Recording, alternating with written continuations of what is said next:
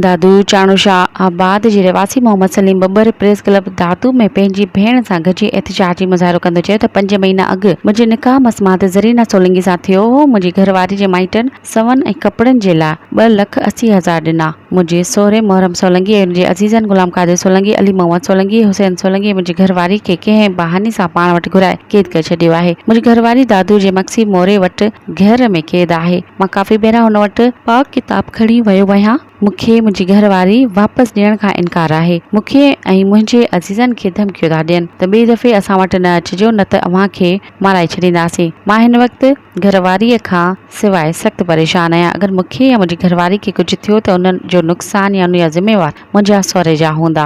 मुंहिंजी घरवारी खे वापसि ॾियनि ऐं हुन IG सिंध SSP दादू खां मुतालबो आहे त मुंहिंजी घरवारी क़ैद मां आज़ादु कराए ॾियनि।